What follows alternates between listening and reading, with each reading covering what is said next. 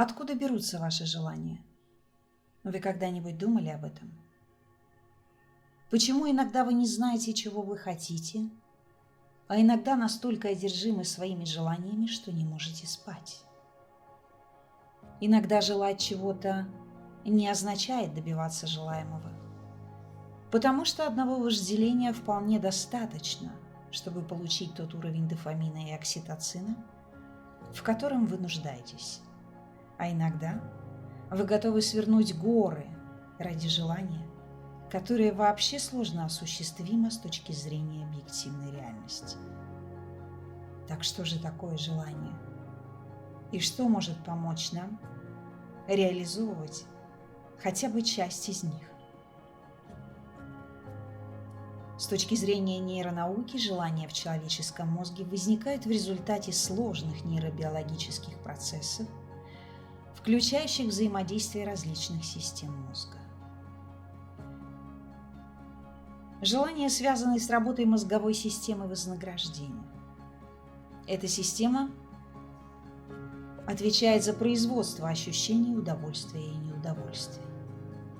А условные стимулы, ассоциируемые с вознаграждением, могут активировать желание даже при отсутствии первоначального вознаграждения. Желания включают сознательное когнитивное восприятие, которое сильно связано с эмоциональной окраской и влияет на наше поведение.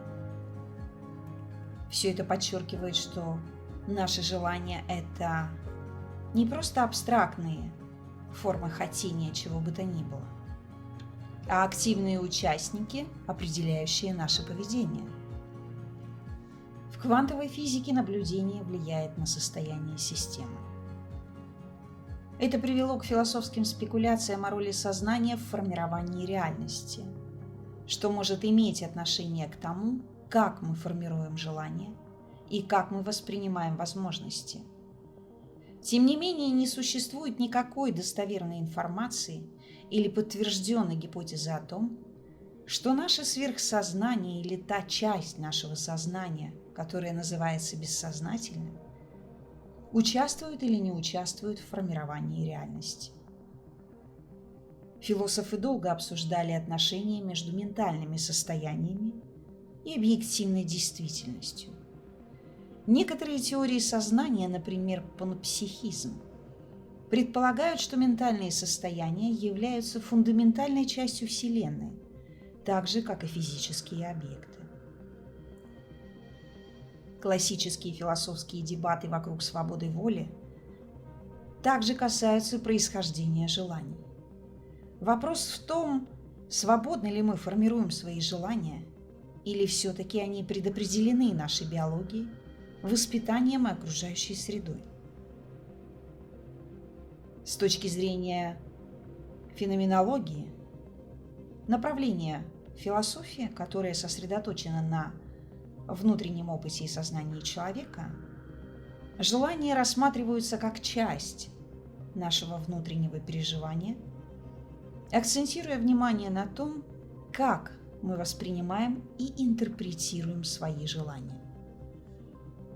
Обе эти области, и квантовая физика, и философия, предлагают уникальные и иногда спорные взгляды на природу желаний. Но важно отметить, что квантовая физика в первую очередь остается областью естественных наук, и ее прямое применение к объяснению человеческого поведения и желаний остается предметом философских и теоретических дебатов, а не эмпирически подтвержденных фактов. Например, Платон обсуждал концепцию желаний как часть души. В своих трудах он различает низменные желания, связанные с телесными удовольствиями, и высшие, стремящиеся к добродетели и истине. Ницше же в своих работах часто обращается к теме желаний в контексте воли к власти и самоутверждения, подчеркивая значимость страстей и инстинктов в человеческой жизни. В каком-то смысле и Платон, и Ницше правы в своих видениях природы человеческих желаний. Современные исследования в области нейронауки и психологии подтверждают способность человеческого мозга проецировать свою внутреннюю картину мира на внешнюю реальность.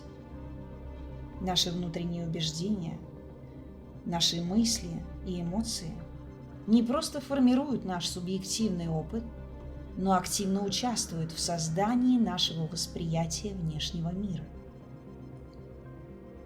Это происходит благодаря тому, как мозг обрабатывает информацию и как он связан с нашими психологическими и эмоциональными состояниями. К примеру, любые позитивные мысли и оптимистический взгляд на будущее, формирование позитивных жизненных сценариев могут буквально изменять то, как мы воспринимаем события вокруг себя, могут открывать двери к новым возможностям и давать нам ощущение улучшения общего качества жизни. С другой стороны, отрицательное мышление и пессимизм могут привести к тому, что мозг будет склонен замечать только негативные аспекты. Это будет усиливать ощущение неудовлетворенности и безысходности. Наш мозг не просто пассивно регистрирует информацию из внешнего мира. Он активно интерпретирует и моделирует реальность на основе наших предыдущих опытов, убеждений и ожиданий. Это объясняет, почему два человека могут воспринимать одно и то же событие совершенно по-разному. Наша внутренняя картина мира таким образом становится решающим фактором в том, как мы воспринимаем и реагируем на окружающую действительность. Воображение – это фундаментальная психологическая высшая функция, психическая функция, которая развивает смыслы в нашей жизни через лингвистические и символьные представления о мире. Воображение отличается от абстрактной фантазии, являясь основной функцией, лежащей в их основе. Воображение связано с памятью и решением проблем. Воображение играет решающую роль в научном мышлении, искусстве и общественных изменениях, а также в образовании и содействии благополучию жизни. Именно воображение является той самой силой творения, о которой говорится в Кабале и других метафизических системах. Воображение является специфической формой адаптации или предварительной адаптации к окружающей среде через процесс саморегуляции путем моделирования различных смыслов, которые вы потом можете рационально обдумать или проанализировать. Воображение также является основополагающим фактором, определяющим ориентированное на будущее поведение, как на индивидуальном, так и на коллективном уровнях. Действия человека основаны на воображаемой реконструкции прошлого, в зависимости от воображаемого будущего. Все люди устанавливают прежде всего эмоциональные отношения с миром. И благодаря воображению они строят отношения с конкретными и реальными вещами, как с абстрактными, и относятся к несуществующим объектам и абстрактным понятиям, как к конкретным вещам. Именно ваше воображение включает функцию программирования вашей реальности. Когда вы думаете, как будет развиваться какое-то событие, когда вы думаете о том, что думают о вас, когда вы думаете, какой будет реакция человека на мои слова или действия, и многое другое. Начиная с Платона и Аристотеля, воображение понимается как нечто между внешней реальностью и психической жизнью. Переходя от внешнего мира к внутренней психической жизни, воображение находится за пределами чувств. Это ослабленная фантазма ощущений, которое сохраняется после того, как объект запечатлевает свой след в вашем сознании. Как ослабленная форма ощущения, фантазма не способна вызвать такую же полноту чувств и эмоций, какую способен вызвать реальный объект. Поэтому фантазма является всего лишь уменьшенным сенсорным опытом. Другая форма воображения работает при переходе от внутренней ментальной работы к внешней реальности. И именно эта форма становится формой действия. Воображение – это форма подготовки к действию, при которой ваш организм изменяет свои нормальные состояния и испытывает влечение к чему-либо. В каком-то смысле это разогрев, который проходит через организм, подготавливая вас к действию. Эта двойственность сохранялась на протяжении веков в философии и психологии, что привело в конечном итоге к игнорированию роли воображения и перекрытию его фантазии.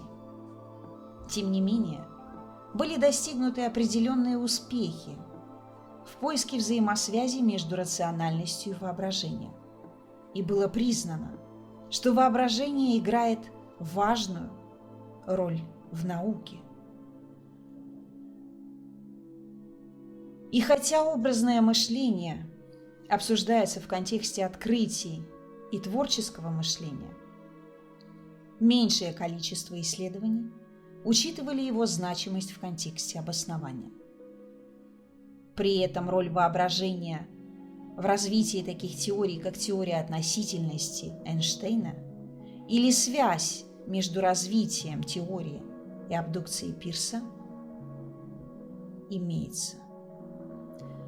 Даже те исследования, которые пытались связать воображение с повседневной деятельностью, например, в школе, понимали его как альтернативу рациональности и как индивидуальное свойство ученика, подобное интеллекту, который никогда не может полностью отсутствовать, но может быть присущий человеку с индивидуальными различиями по уровню его величины. В настоящее время существует несколько проектов, большая часть из которых находится в Соединенных Штатах Америки, и в рамках этих проектов пытаются разработать метод оценки воображения, подобной модели измерения уровня интеллекта. За последние 20 лет психология и философия сознания начали пересматривать процессы воображения. Нейропсихология недавно оценила адаптивную роль воображения и его связь с памятью. Но 3 века назад Декарт уже обнаружил, что центр здравого смысла и воображения находится в шишковидной железе в задней части мозга. Недавние исследования в области нейропсихологии подтвердили гипотезу о том, что гиппокамп и связанные с ним структуры коры мозга активны, когда люди представляют себе будущее. Это указывает на строгую взаимосвязь между памятью и воображением. Интересным является предложение понимать воображение как одну из модальностей постижения реального или специфический способ переживания. Развивая его в смысле сценарных установок, что подразумевает также введение различных точек зрения или позиций наблюдателя и аспекта действия. Тем не менее, нейрофизиология и психология все еще мало что знают о реальной роли психологических процессов и самого воображения в обыденной человеческой деятельности. Меняя свои внутренние убеждения и мысли через воображение, а вернее через моделирование своего воображаемого будущего, мы можем не только повлиять на свое собственное психологическое состояние, но и открыть для себя новые возможности во внешнем мире, строить совершенно другие отношения с людьми и миром, и вообще чувствовать себя гораздо лучше, чем прежде. Это означает, что переосмысление нашего восприятия и изменение внутреннего диалога могут иметь глубокие последствия для нашего будущего и жизни в целом. Представьте себе, вы обладаете настолько могущественной силой, что она каждый день превращает вашу жизнь в каскад случайных событий и делает вас магнитом для разных удачных возможностей. И это не просто фантазии, это хаос, состоящий из возможностей, который ждет вас. Как только вы увидите его и начнете использовать все его ресурсы, частично, а может быть полностью, вы осознаете, что ваши фантазии, мечты, ежедневные маленькие желания могут воплотиться в реальность, если вы раз за разом будете действовать в рамках стратегии алхимического преображения. Алхимия преображения – это 7 важных шагов, сочетающих в себе различные техники, доступные любому человеку, независимо от возраста, расы и вероисповедания. Каждый шаг этой стратегии – это ключ, открывающий перед вами более глубокие сферы вашей судьбы. Единожды доведя этот алгоритм до автоматизма, вы станете алхимиком своей судьбы. Через воображаемые процессы мы производим саморегулирующиеся, непрерывные, иерархически абстрагированные и овеществленные знаки, которые способствуют изменениям нашей жизни или препятствуют этому. Поэтому воображение является фундаментальной частью любого процесса развития. Но помните о том, что наряду с позитивным взглядом на жизнь, оптимизмом и верой в себя, неотъемлемой частью плана по достижению любого желания является внимание и анализ всех потенциальных рисков, с которыми вы можете столкнуться. Только тогда, когда у вас есть запасной план или полное понимание того, что именно вы будете делать, если что-то пойдет не так, вы сможете получить все необходимые возможности для достижения тех желаний, которые волнуют вас прямо сейчас. Итак, 7 шагов, которые помогут вам превратить ваш воображаемый мир в мир реальный. Помните о том, что сроки реализации любых желаний у каждого человека будут отличаться. Ровно так, как отличаются ваши темпераменты, ваша личная энергетика, скорость вашего мышления и тембр вашего голоса. Шаг 1. Визуализация. Визуализация – это воображение, вдохновляющей и эмоционально насыщенной картины вашего идеального будущего или вашего желания. Этот шаг в алхимии преображения требует довериться себе самому. Довериться миру, как абстрактному архитектору Вселенной, и просто представить в своей фантазии картинку, несущую внутри себя какой-то конкретный отпечаток вашего желания. Все, что вам нужно увидеть внутри этой фантазии, это увидеть себя самого. Согласно последним исследованиям в области нейропсихологии, наш мозг обладает способностью не только отображать текущий опыт, но и создавать будущее через процесс визуализации. Поэтому, когда мы активно представляем себе определенные сценарии, наш мозг активизирует те же самые нейронные пути, используемые при реальном проживании этих событий. Это означает, что создание ясного и подробного видения вашего будущего может на самом деле подготовить ваш разум и тело к реализации этих сценариев. При создании своей картинки уделите особое внимание деталям. Что вы делаете? Где вы находитесь? Как вы себя чувствуете?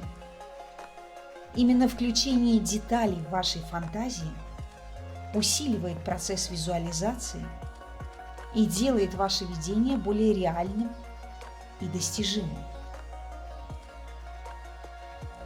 Важно не только знать, чего именно вы хотите, но и чувствовать это.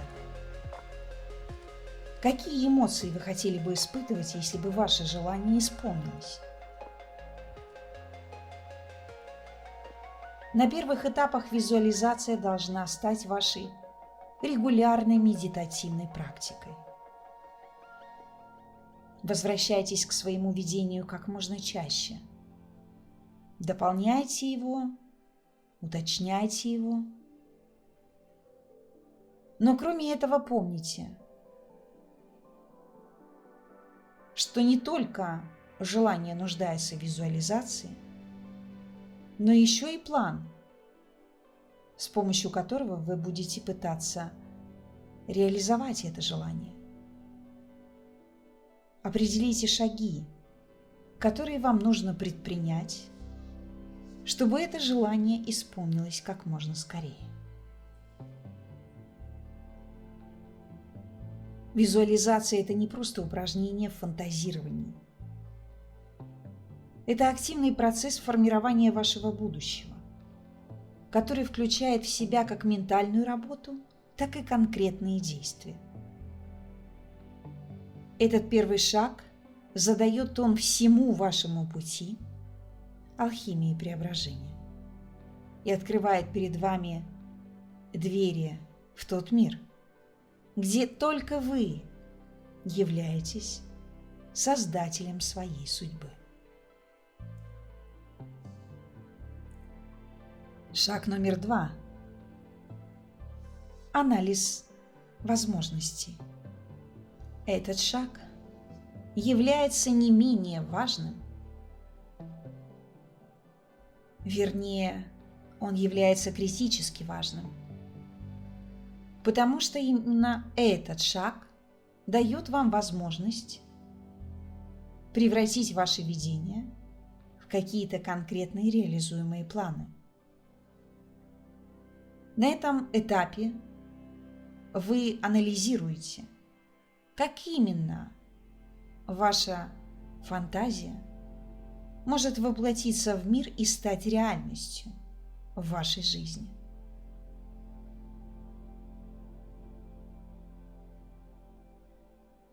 Оцените свое желание с разных точек зрения. Какие ресурсы вам нужны для осуществления этого желания? Какие препятствия могут возникнуть? Что вы можете сделать, а что требует переосмысления или изменения? Для достижения любой нашей цели часто требуется какой-то новый набор навыков или знаний. Уточните, чему именно вы должны научиться, чтобы стать не просто ближе к своей мечте, а воплотить ее в жизнь как можно скорее. Разработайте пошаговый план, который будет вести вас к вашей цели. Определите не только конечный результат, который бы вы хотели получить, но еще какие-то краткосрочные и более долгосрочные цели, которые будут служить ориентирами на вашем пути. Второй есть старший аркан под номером 17, который называется «Звезда». Это как полярная звезда или Южный крест, которые мы видим в небе. Те самые ориентиры, которые дают нам четкое понимание, в каком полушарии мы находимся, в северном или в южном. То же самое и с вашими видениями. Будьте готовы к тому, что некоторые аспекты вашего плана могут внезапно потребовать корректировки. Постарайтесь не злиться, если что-то идет не так. Имейте запасной план. Ваша гибкость, ваше быстрое реагирование на меняющиеся условия внешней среды – это ваш ключ к преодолению неожиданных препятствий и использованию всех возникающих перед вами возможностей. Третий шаг – воплощение мечты.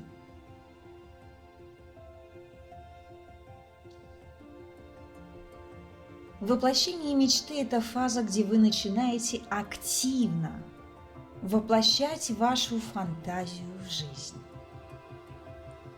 Это уже не просто планирование и мечтание, это уже реальные действия, которые каждый день, а может быть каждый час, приближают вас к вашей цели.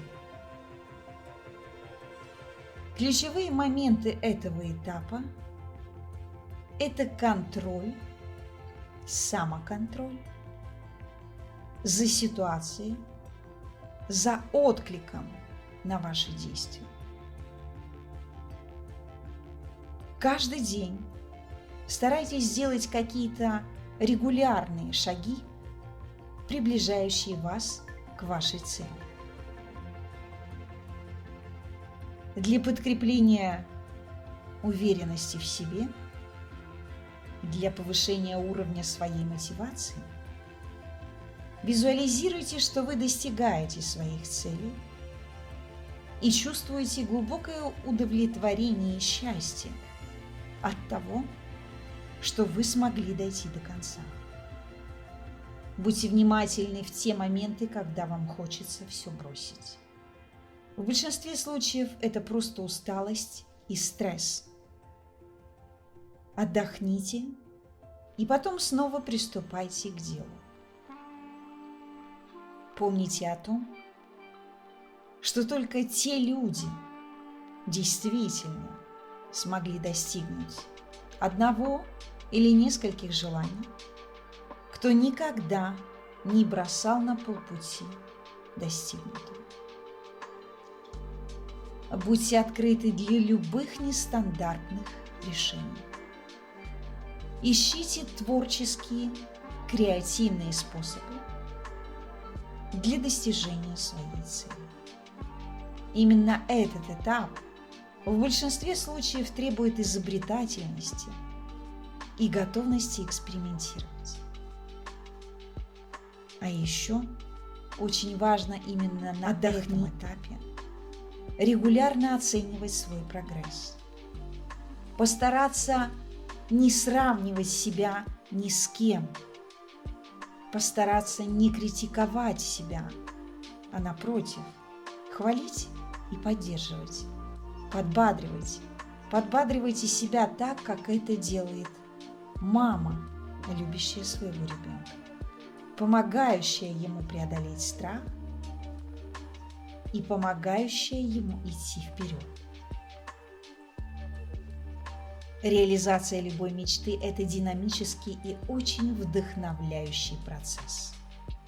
Он требует от вас не только твердости намерений, но и способности адаптироваться к любым меняющимся обстоятельствам. И именно в этом процессе вы чаще всего находите невыразимую радость и глубочайшее удовлетворение от каждого шага на пути к вашей мечте.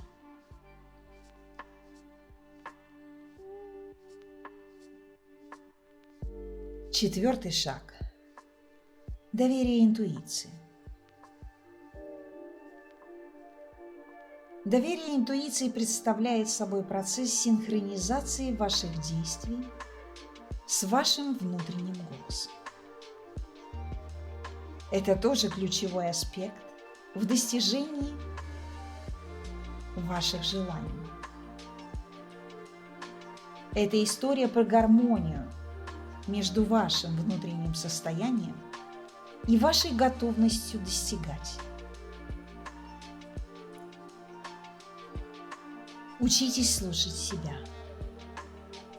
Уделяйте время анализу, медитации или другим практикам, которые помогают вам быть более спокойным и расслабленным, которые помогают вам слышать отклик вашего тела, потому что ваша интуиция говорит через телесные состояния и чувства.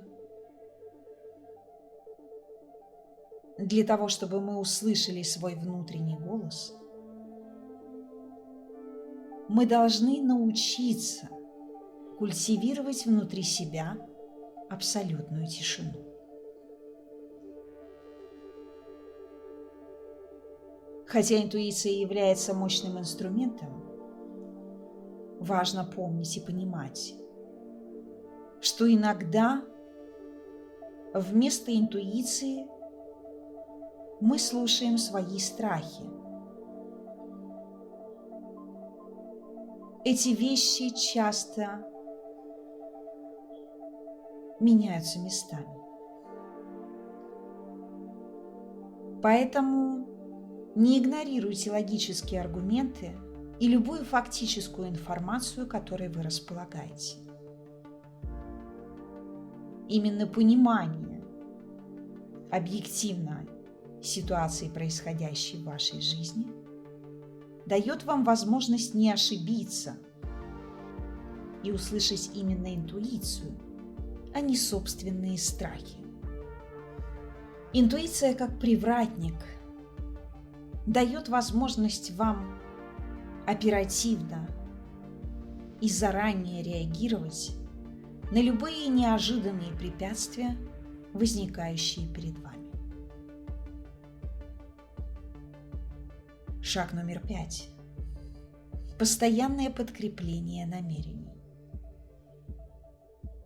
Этот процесс включает в себя проговаривание ваших намерений. Это может быть любое утверждение, которое подкрепляет вашу веру в себя и веру в вашу мечту.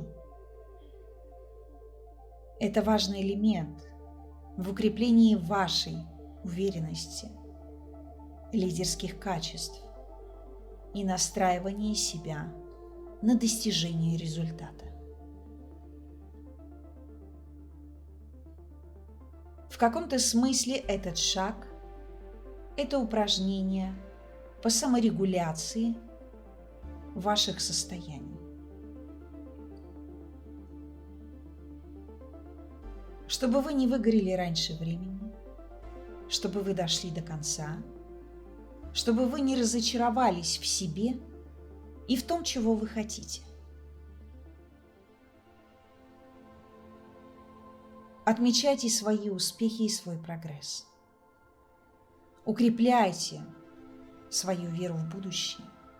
Верьте в то, что ваше желание может исполниться, если вы не зацикливаетесь на нем, если вы предпринимаете конкретные усилия для его реализации или просто тихонько ждете, пока оно случится само собой, наслаждаясь обычной жизнью. Не все желания мы можем исполнить самостоятельно. И некоторые желания в нашей жизни, чтобы вы дошли до конца, спонтанное появление и последующую реализацию с нашей помощью. Подкрепить свое намерение – это значит не разочаровываться в том, чего вы не получили. Подкрепить свое намерение значит сказать себе: «Я все равно это получу, даже если пройдет больше времени, даже если это будет как-то по-другому, даже если мне придется затратить больше усилий. Мне очень этого хочется, мне это действительно необходимо, и я буду это делать».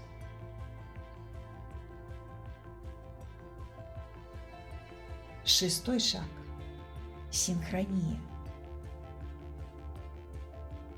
Шестой шаг в алхимии преображения заключается в принятии синхронии.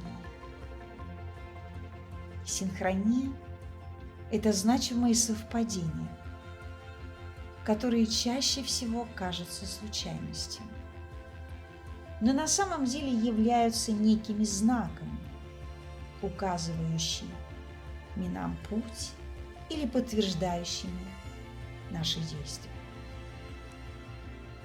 На этом этапе важно быть очень внимательным. Обращать внимание на события и обстоятельства вокруг себя. Не отметайте совпадения. Воспринимайте любое совпадение именно как некую важную случайность, знаковый момент, какое-то важное сообщение или указание. По сути, все, что касается синхронии, это отклик внешнего мира на наши действия. Как ваш телефон подслушивает ваши разговоры 24 часа 7 дней в неделю, выдавая вам ровно ту рекламу, которую вы вольно или невольно произносите вслух, так и синхрония слушает все, что происходит внутри вас. Это понятие впервые ввел Карл Густав Юнг. Синхрония – это не только отклик, но еще и указание. Если вы столкнулись с какой-то синхронией, проанализируйте ее и действуйте в соответствии со своим планом и с этими указаниями. В некоторых случаях синхрония означает, что вам необходимо переосмыслить свой план достижения, найти какой-то другой способ реализации. Седьмой и заключительный шаг – это отсутствие фиксации на конечных результатах ваших усилий. Это не означает отсутствие интереса к вашим целям, к вашим желаниям.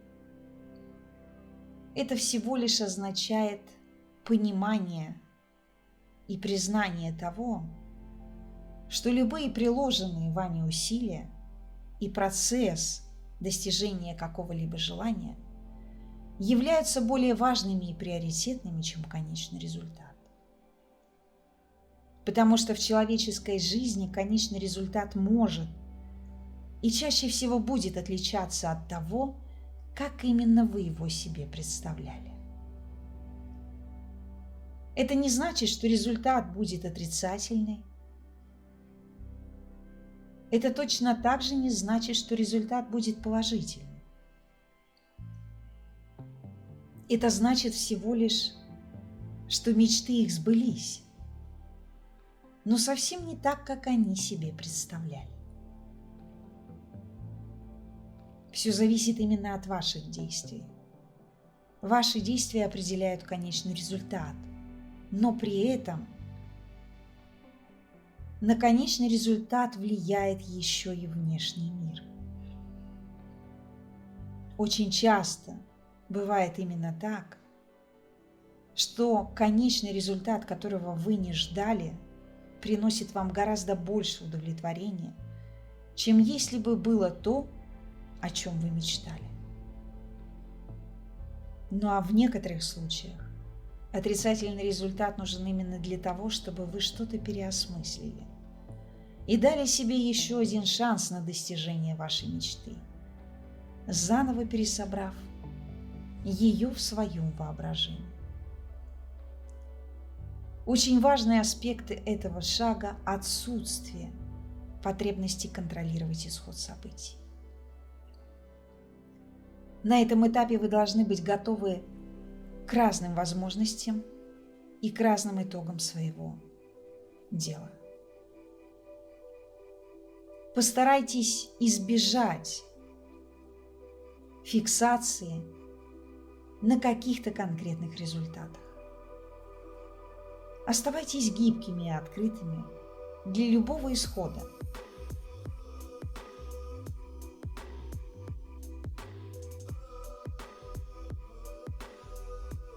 Каждый из этих шагов представляет собой важный элемент в путешествии к самореализации и исполнению ваших желаний. Алхимия преображения – это не просто метод достижения ваших целей, а путь к глубокому пониманию себя и к гармоничному существованию в этом мире.